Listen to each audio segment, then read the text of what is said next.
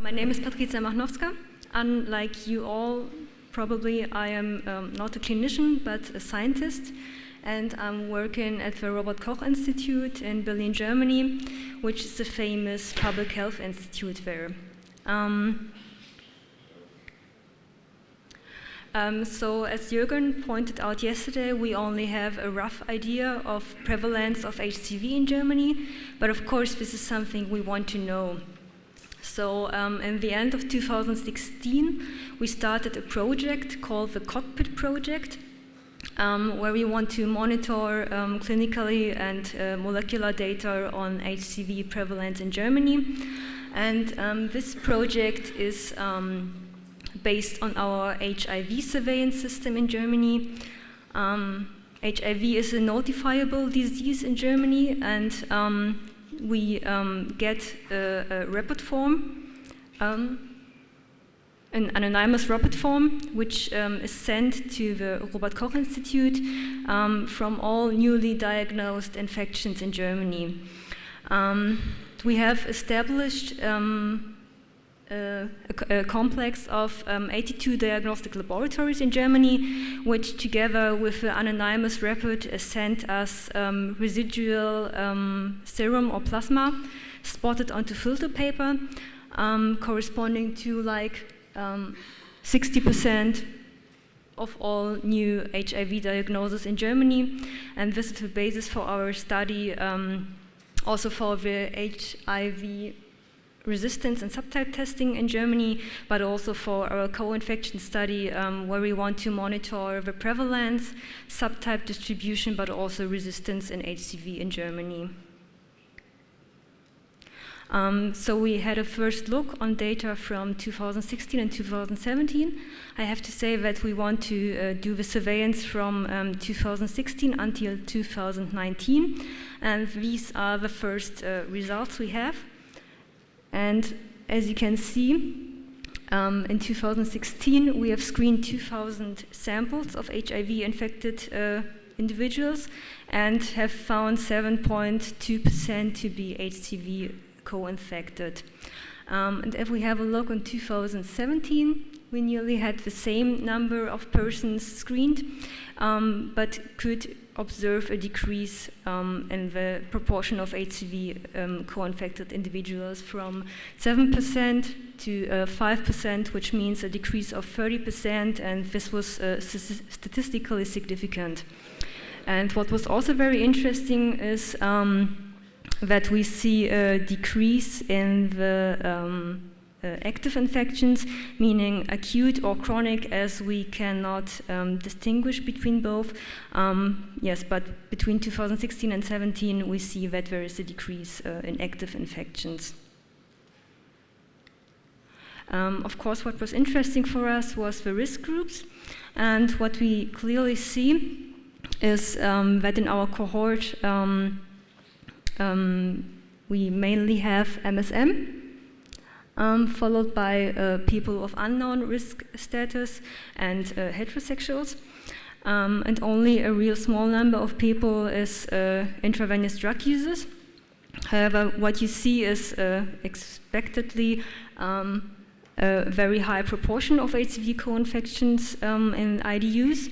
And what you can see from 2016 to 2017 is that we observe a decrease in the HCV co-infection in all risk groups, in unknown, in heterosexuals, and in MSM, except for IDUs where the rate of HCV co-infections remains rather stable.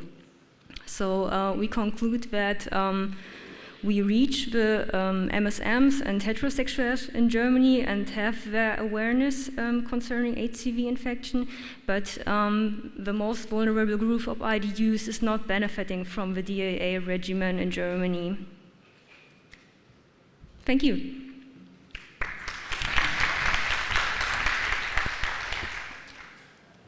I have to say, I'm very impressed. That was fantastic, because it does raise some important questions. First of all, I think very nicely, if you can show that the IV drug users are not really changing, indeed it looks as if IV drug users are having the biggest difficulty getting access to treatment, so that may be very well in line.